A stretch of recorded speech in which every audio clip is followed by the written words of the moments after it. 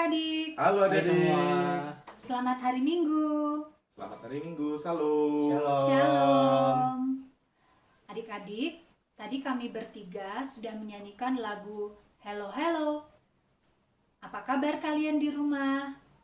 Semoga kalian di rumah tetap sehat ya. Tetap apakah Samuel? Tetap happy. Tetap happy. Bersukacita. Ya, tetap bersukacita.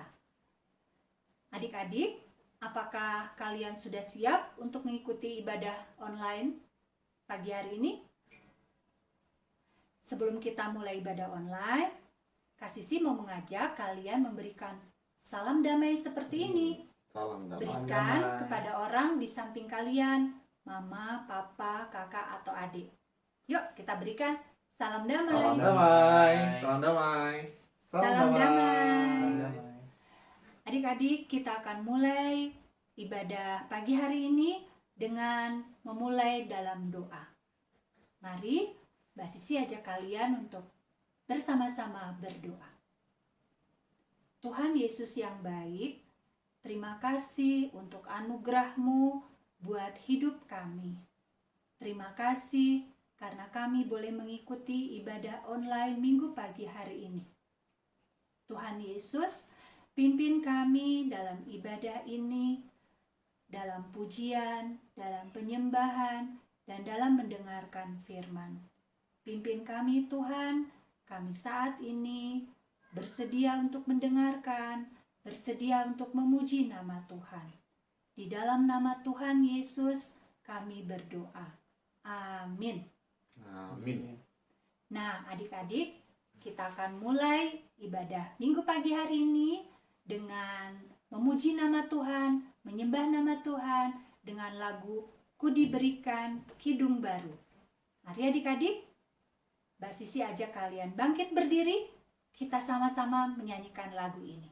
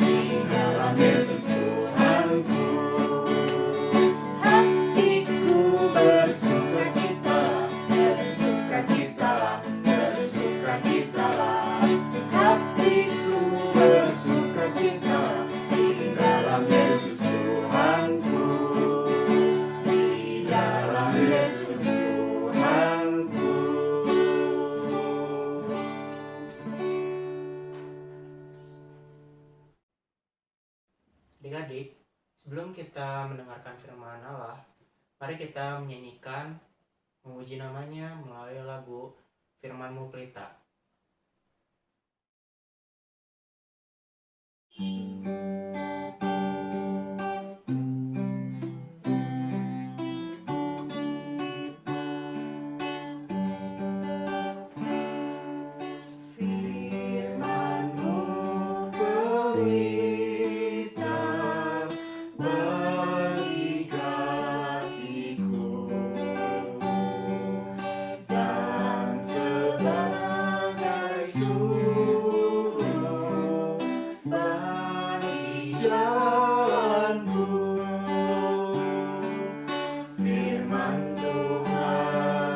Firman Tuhan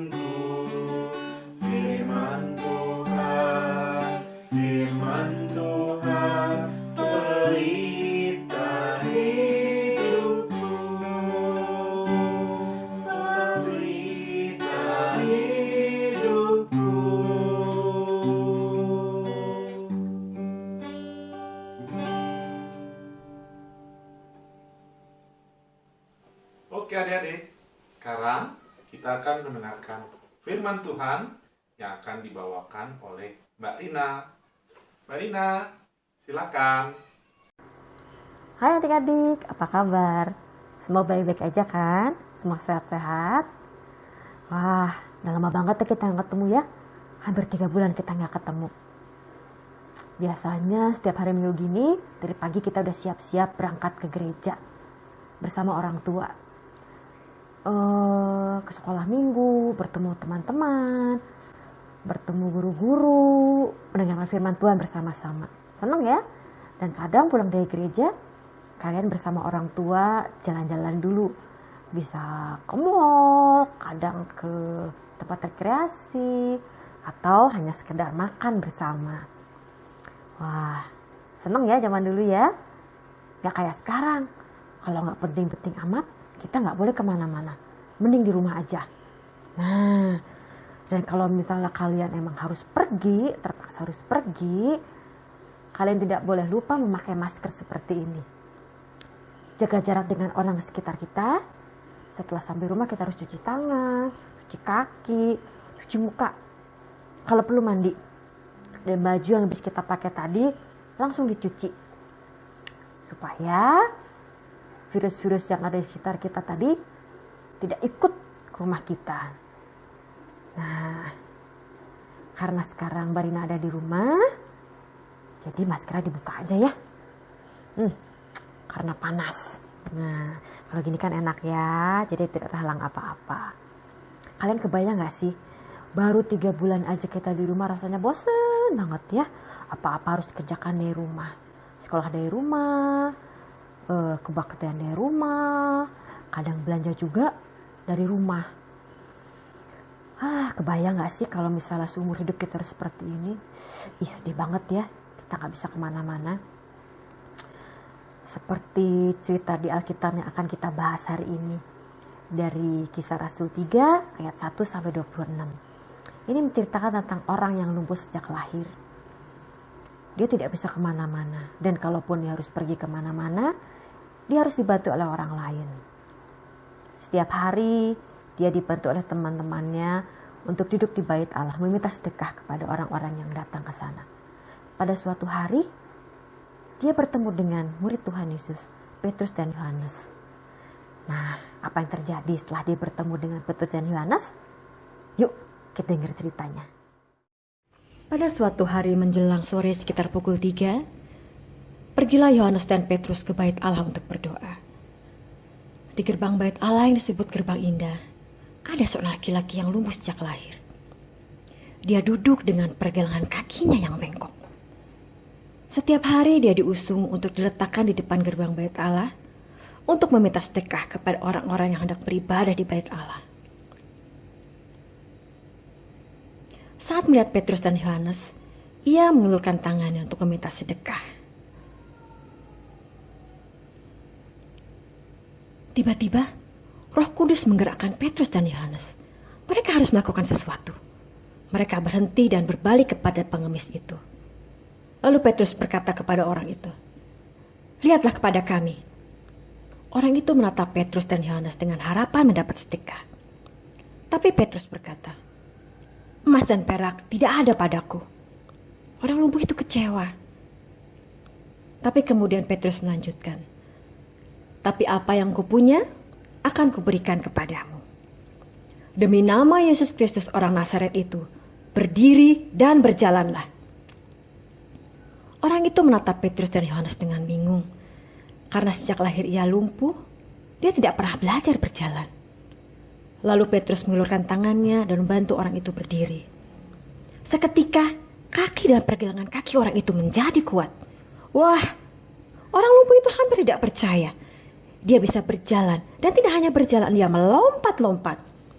Dia tersenyum lebar dan memuji nama Tuhan dengan keras sehingga didengar oleh setiap orang di sana. Dan dia mengikuti Petrus dan Yohanes menuju Serambi Salomo. Orang banyak mengenalinya karena ia telah lama duduk di depan bait Allah. Tapi sekarang ia dapat berjalan. Tidak hanya berjalan, dia melompat-lompat. Dan orang banyak mengikuti mereka. Petrus dan Yohanes melihat orang-orang berkumpul. Bertanya-tanya dan berteriak dengan semangat.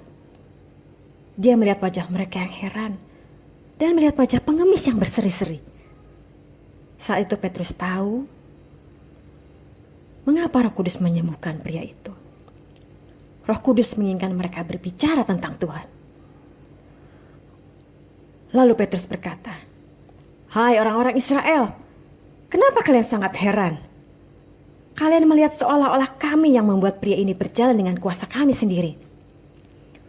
Bukan, kuasa Yesus yang telah menyembuhkan orang yang kamu kenal lumpuh ini sejak lahir.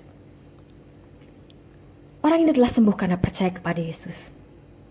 Petrus mengatakan bahwa Yesus, orang yang telah mereka salibkan, adalah Mesias, dan mereka harus bertobat dan mengikuti dan percaya bahwa Yesus mengampuni dosa. Banyak orang bertobat dan percaya saat itu. Mereka percaya karena Tuhan menggunakan Petrus dan Yohanes untuk menyembuhkan orang lumpuh itu.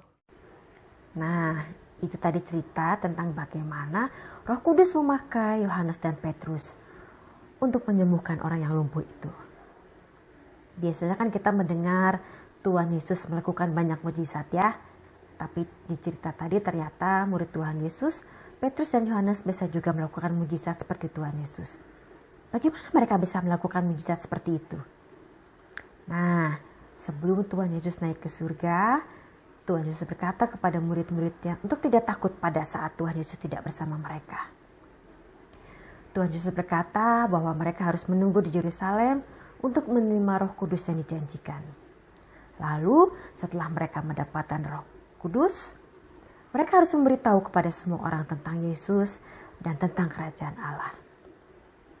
10 hari setelah Tuhan Yesus naik ke surga, pada hari Pentakosta, murid-murid Tuhan Yesus sedang berkumpul di suatu rumah. Tiba-tiba terdengar suara angin yang sangat kencang. Lalu sesuatu seperti api muncul di kepala mereka. Dan mereka mulai bisa bicara dengan bahasa-bahasa lain. Sejak saat itu, murid-murid Tuhan Yesus dipenuhi oleh Roh Kudus. Mereka bisa melakukan banyak mujizat seperti Tuhan Yesus. Dan mereka melakukan mujizat di dalam nama Tuhan Yesus. Nah, adik-adik, tidak hanya murid-murid Tuhan Yesus yang menerima Roh Kudus ya, tetapi kita juga menerima Roh Kudus. Tuhan memberi kita Roh Kudus untuk menjaga dan menemani kita. Nah, pada saat kita berdoa dengan sungguh-sungguh, Roh Kudus akan mengabulkan doa kita. Nah, seperti saat ini ya, kita juga bisa berdoa kepada Tuhan. Untuk memohon kepada Tuhan, kita berdoa dengan bersungguh-sungguh dan kita percaya dengan sungguh-sungguh kepada Tuhan. Kita berdoa agar pandemik ini segera berakhir. Dan kita dapat beraktivitas lagi seperti biasa, seperti dulu ya. Nanti kita berdoa kepada Tuhan. Kalian bisa berdoa dengan orang tua kalian bersama-sama untuk memohon kepada Tuhan Yesus. Kepada Tuhan dalam nama Tuhan Yesus.